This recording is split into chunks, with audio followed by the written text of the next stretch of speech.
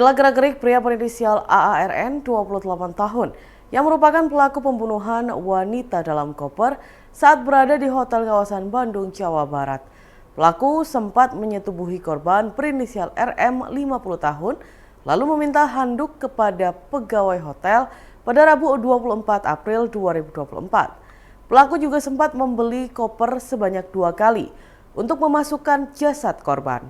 Dikutip dari Tribunnews, hal itu disampaikan oleh Kabid Humas Polda Metro Jaya, Kombes Adi Ari Syam Indradi. Ia mengatakan ARN menyetubuhi dan membunuh RM di hotel kawasan Bandung. Adapun uang yang diambil pelaku mencapai sekitar 43 juta rupiah. Rekaman CCTV pun memperlihatkan gerak-gerik pelaku setelah melakukan pembunuhan.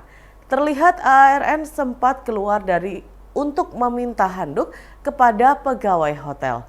Pria itu tampak santai dan tenang saat menemui pegawai hotel di lorong depan kamar. Pelaku pun sempat masuk ke kamar dan mengganti handuk lama yang diberikan kepada petugas hotel. ARN juga terlihat membeli koper yang digunakan untuk menyimpan jasad korban. Hal tersebut disampaikan oleh Kapolres Metro Bekasi, Kombes Twedi Aditya, yang mengatakan pelaku membeli koper sebanyak 2 kali lantaran koper pertama kekecilan. Oleh sebab itu pelaku kembali membeli koper dengan ukuran yang lebih besar. Kasus mutilasi yang dilakukan suami terhadap istrinya di Ciamis, Jawa Barat menggegerkan publik. Setelah memutilasi, pelaku berinisial TS 51 tahun ini juga sempat menawarkan daging korban berinisial Y 40 tahun ke tetangganya. Hal tersebut disampaikan oleh Ketua RT setempat Yoyo Tarya yang juga sempat ditawari daging oleh pelaku.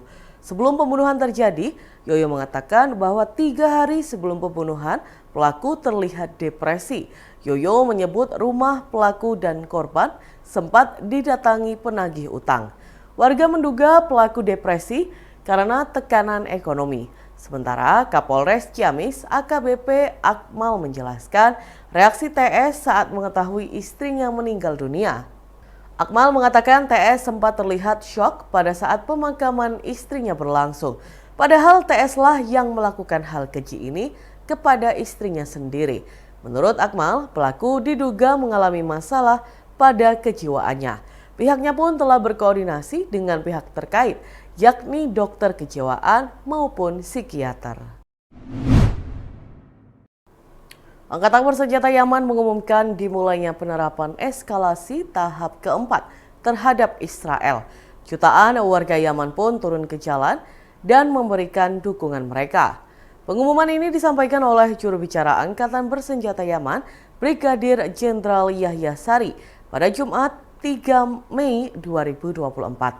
Sari menjelaskan, tahap ini mencakup penargetan semua kapal yang melanggar larangan navigasi Israel, termasuk kapal yang menuju pelabuhan Palestina yang diduduki dari Laut Mediterania, serta di wilayah manapun yang dijangkau oleh Angkatan Bersenjata Yaman.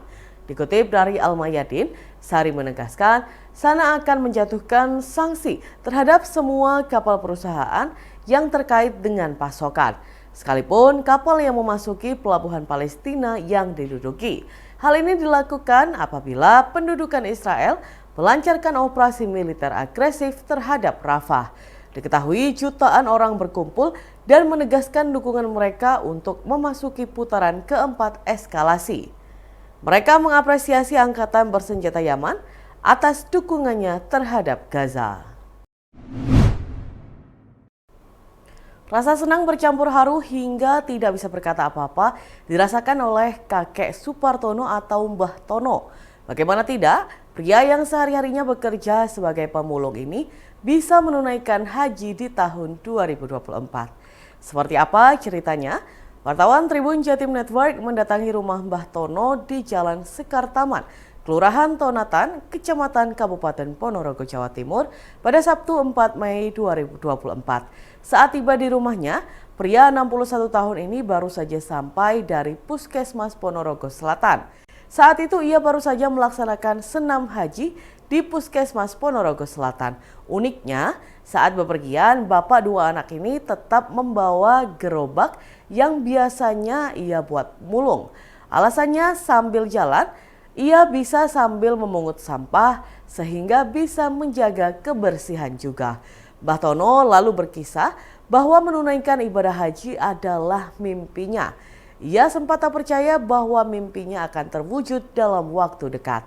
Apalagi melihat kondisinya yang hanya seorang pemulung. Sambil berurai air mata, Mbah Tono bersyukur ia yang SD saja tidak lulus bisa diberikan jalan untuk berangkat haji ke Tanah Suci. Mbah Tono mengaku tekad kuatnya menjalankan rukun Islam kelima ini dimulai saat ia bermimpi di tahun 1998 silam. Dalam mimpi itu, Mbah Tono menjelaskan ia tengah digandeng seseorang untuk berkeliling Ka'bah. Ketika terbangun, ia pun langsung berdoa agar mimpi tersebut bisa terwujud. Mbah Tono pun mulai menabung setiap hari dengan berbagai nominal. Terkadang Rp3.000, Rp5.000, dan yang terbanyak Rp15.000 per hari. Pada 1998, Mbah Tono menyebutkan bahwa dirinya tidak sekedar memulung saja. Semua pekerjaan ia lakoni seperti tukang sapu, tukang bangunan, dan lain sebagainya. Selain bisa berangkat haji, Mbah Tono ternyata berhasil menyekolahkan anak-anaknya karena ia yakin para buah hatinya harus bisa lulus kuliah. Mbah Tono menjelaskan ketika tabungannya di rumah cukup, ia membuka rekening haji pada 2011. Pria yang telah memiliki 4 cucu ini mengungkapkan, demi berangkat haji, ia rela bekerja apapun termasuk memulung ke sana kemari. Dalam Tribunnews berikut kita simak bersama wawancara dengan Mbah Tono dan istri. Ngipi tahun 98 iku kula tansah ngeluwun marang Gusti Kang Maha Agung kanthi ditadari kula critani niku napa wontenipun wau. Iki bisa mriki nggih kula nggih panggah temulung lek nganggur kula mesti mulung eman-eman niku. Kula sikil ingkang berkah kalih membantu kebersihan. Nabung mulai tahun berapa, Pak? 83. 98. Tahun 98. Ngapunten nggih. Itu saat itu nabungnya berapa rupiah, Pak? Iya 3.000, 5.000 ngoten niku. Niku. Itu setiap hari. Nggih. Ngantos kula bedhok niku kathah harta niku sak tambah niku sepine bujuk kula niku. Nggih atusan, nggih 500-an ngoten niku. Oh, daftar hajinya mulai tahun kapan itu? 2011. Mulane pinten kula pun mboten paham. Niku. Seharinya bekerja apa, Pak? Kula rumiyin tukang becak, tukang sapu, mulung kali jutos tiang-tiang napa-napa nggih menakne gendeng, rumiyin nggih nutuh wit, napa-napa ngoten niku. Sampai hari ini masih. Sampai hari ini kula masih mulung niku. Lalu kemarin diberitahu Kemenak bisa berangkat haji, perasaannya gimana, Pak? Kula nangis mboten iso ngomong. Terharu ya Allah. Kula paringan selamat sehat seger paras nyamatan niku ya Allah. Nggih rezeki mriku nggih. Ya Allah nggih marem nggih seneng. Tapi badhe ngono blangkem ya Allah. Nyuwun ngapunten Gusti ya Allah. Rasanya ya senang ya terharu Mas, karena kita dari orang miskin semangat untuk ibadah haji. Ini nanti Bapak berangkat sendiri? Insya Allah berangkat sendiri. Itu uang yang dihasilkan untuk naik haji itu dari mana, Bu, sebenarnya? Dari dulu dia kerja ya becak, ya mulung, itu tiap harinya dia nabung. Sehari ditabung berapa itu? Ya kalau ada 3.000, kalau ada 5.000 ya ditabung. Kadang ya bisa lebih. Sampai lunas itu ya? Sampai hari ini Itu nabungnya mulai tahun berapa, terus daftarnya tahun berapa? daftarnya tahun 2011. Kalau nabungnya mulai Nabungnya lama. sudah lama. Nggak ingat aku. Warga desa Asam Nonggal, Kecamatan Cirengi, Kabupaten Sampang, Madura, mengeluhkan kondisi jalan serta tidak adanya penerangan jalan di desa setempat pada Jumat 3 Mei 2024. Infrastruktur di desa yang berlokasi paling timur Kabupaten Sampang itu dinilai sangat memprihatinkan. Rata-rata jalan poros desa setempat tidak beraspal, bahkan penuh lubang dan bergelombang. Kondisi tersebut sudah bertahun-tahun tanpa adanya perbaikan.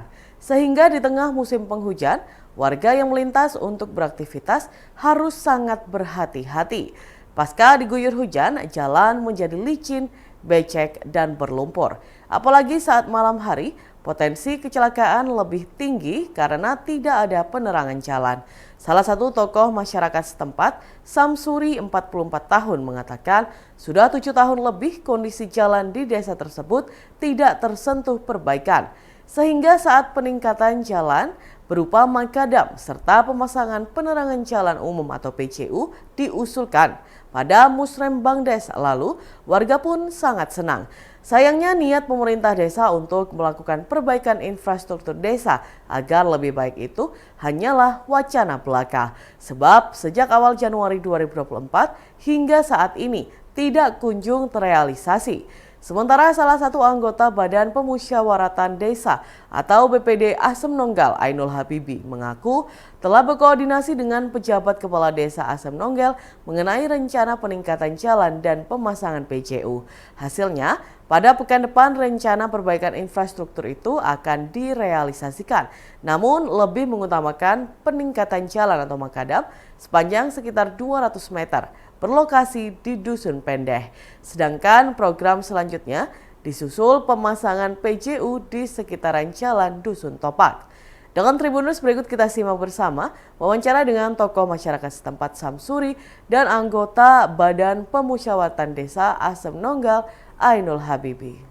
Ya Mas, gini Mas, karena masyarakat ini sekarang sudah banyak mengeluh. Turunnya dana ini kan sudah lama Mas. Bulan puasa itu dana itu sudah turun, tapi kegiatan di desa ini tidak ada sama sekali. Bahan ya belum turun sampai sekarang, sampai hari ini, gitu loh. Terus kegiatan-kegiatannya itu berupa apa aja Pak, kalau boleh tahu? Ya kalau dibutuhkan untuk masyarakat itu makadam, kayak penerangan jalan gitu. Ya jalan-jalan yang rusak di desa-desa itu kan harus direhab, kan, diperbaiki lagi kan gitu. Sedangkan dana pertama ini tidak ada kegiatan sama sekali Mas sampai sekarang gitu loh. Kalau boleh tahu akses jalan-jalan di desa ini memang akses yang paling vital Pak ya untuk warga-warga di sini ya Pak ya. Iya kayak di belakang saya ini kan ada Mas jalan belum di aspal gitu. Itu kan harus Mas gitu. Sepertinya jalan utama juga ya Pak. Iya ini kan ada kampung juga ini. Di selatan ini gitu loh. Terakhir diperbaiki itu kapan Pak terakhir? Belum sama sekali Mas ini Mas gitu loh. Itu seberapa tahun Pak yang sudah? Wah, ada mungkin berapa tahun udah 8 tahun ada mungkin ini Mas. Sampai saat ini. Iya sampai saat ini gitu loh. Kemudian PJU penerangan ini Pak, ini kan saya lihat tidak ada sama sekali gitu Pak di jalan utama tadi. Itu PJ pertama itu di sini kan 2 tahun. Penerangan. Oh enggak ada. Memang tidak ada. Tidak ada. Tidak Makanya ada. masyarakat mengajukan itu Pak ya penerangan. Iya, yang utama ya makadam itu memang gitu loh. Terus penerangan jalan itu kan harus Mas. Harus memang dibutuhkan sama masyarakat Asem Nunggal kan gitu Mas. Untuk titik lokasinya Pak, yang makadam dan PJ itu ada di dusun apa? Ya dusun termasuk dusun Lengkeng apa dong ya? Apa? Untuk makadam. Ah, di dusun Lengkeng Mas. Dusun Lengkeng aja. Itu sangat yang dibutuhkan. Sama PJU-nya juga. Enggak tahu PJU-nya di mana, Om? Iya. Anu nah. PJU. Penerangan. Penerangan. Penerangannya mulai dari masjid. Oh, jalan protokol ini Mas. Di masjid, dari masjid ya sampai sana enggak ada sekali. Masjid kalau mati. Kedeng mati sampai ke dusun Topak. Nah, dusun Topak. Dari dusun Lengkeng sampai ke dusun Topak. Di desa Asem Nonggal ini ada berapa dusun? 3 dusun. Itu semuanya akses jalannya gimana kondisinya Pak kalau boleh tahu? Ya parah Mas. Parah semua. Parah iya Mas, parah. Kalau hujan gimana Pak? Kalau hujan Hujannya Mas. ya becek. Sampai bentuk cekungan Pak ya? Ya iya. Ya kayak Mas tadi yang lewat gitu. Kalau Bergelombang itu Pak. kan bergelombang ya kalau nggak bergelombang udah masuk ke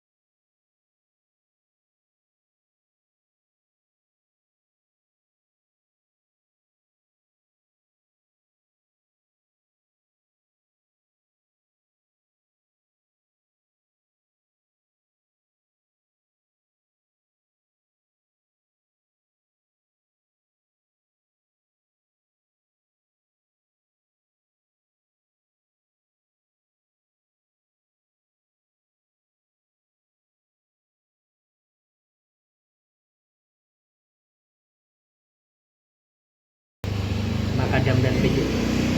Apakah itu khusus ada program-program lain terkait di luar 2 program itu? Kalau program yang lain itu saya kurang tahu Mas, cuma saya yang tahu itu programnya itu cuma Makadam sama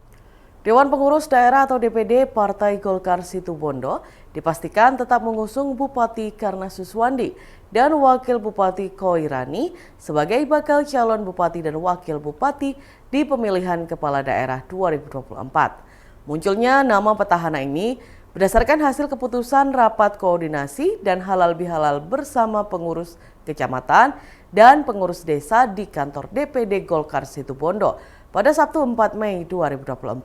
Sebelumnya, dalam rakor, nama Ketua DPD Golkar Rahmat dan Heru Sugiartono diminta maju sebagai bacalon Wakil Bupati.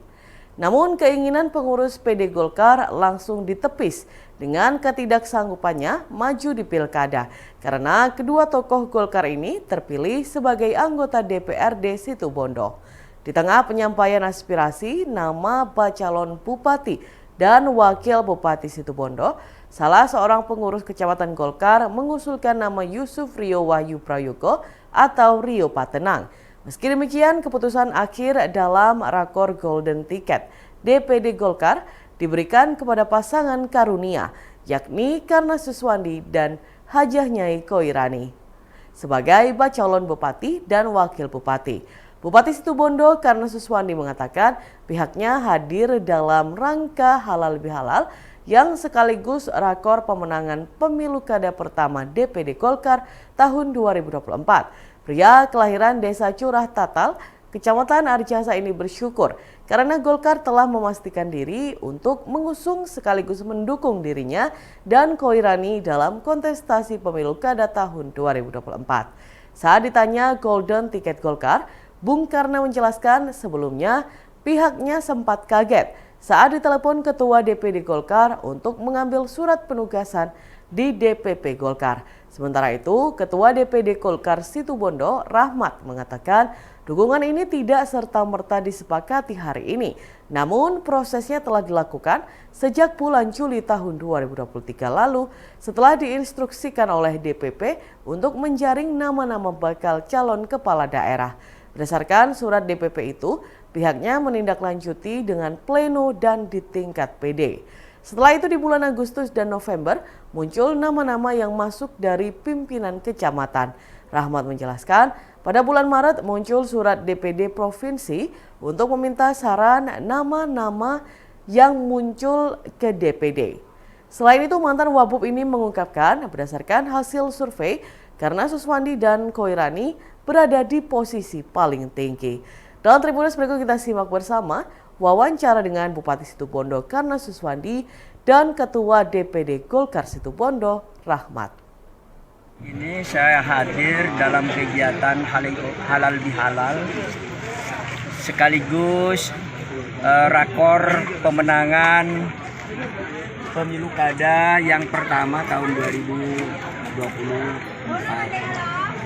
Ini tentu saya bersyukur bahwa Golkar telah memastikan diri untuk mengusung sekaligus mendukung saya Bung Karna bersama Nyehoe dalam kontestasi Pilkada 2024 ini.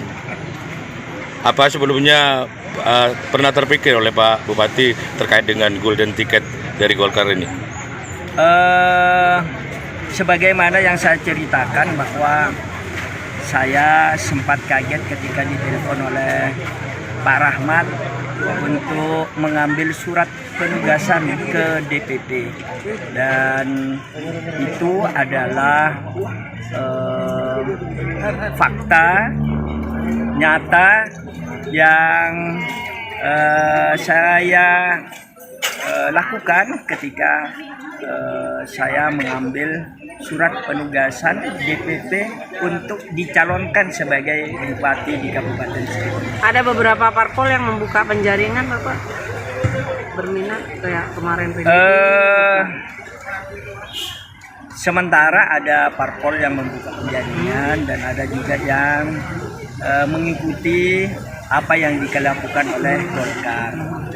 Ya, sepanjang pembukaan penjaringan ini profesional yang dilakukan, tentu kita akan mengikutinya. Ya. Sejauh ini sudah dibangun, ada berapa partai yang sudah dibangun komunikasi oleh Pak Bupati? Kita masih sebatas partai-partai nasional saja dulu.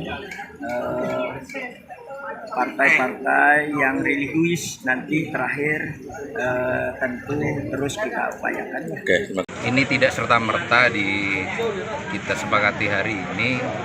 Prosesnya dimulai bulan Juni ketika kita diberi surat oleh DPP diinstruksikan untuk menjaring nama-nama bakal calon kepala daerah, wakil kepala daerah. Dan surat dari DPP bulan Juli kita tidak lanjuti untuk ke pengurus pleno dan pimpinan kecamatan untuk menjaring nama-nama. Nah, kemudian pada bulan Agustus dan September nama-nama yang masuk lewat pimpinan kecamatan itu kita bahas di tim 9, yang juga tim 9 ini membahas caleg pada saat itu.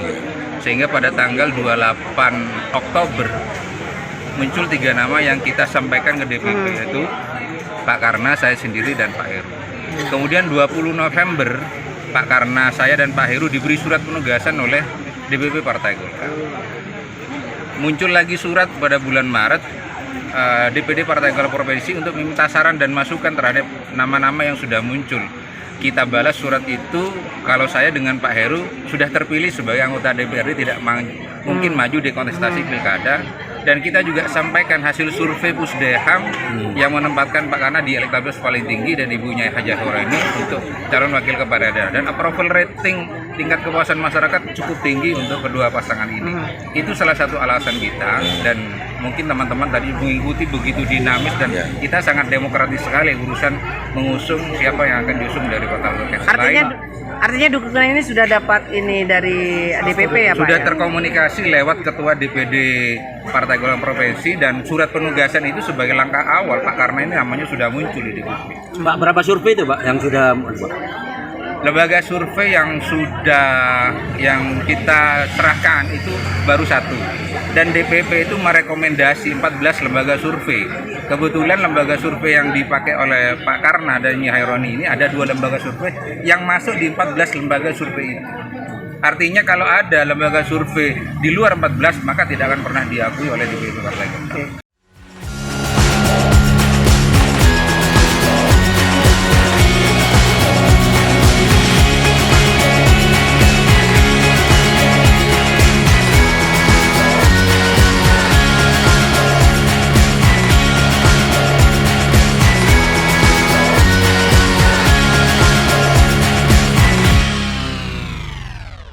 Download Tribun X sekarang, menghadirkan lokal menjadi Indonesia.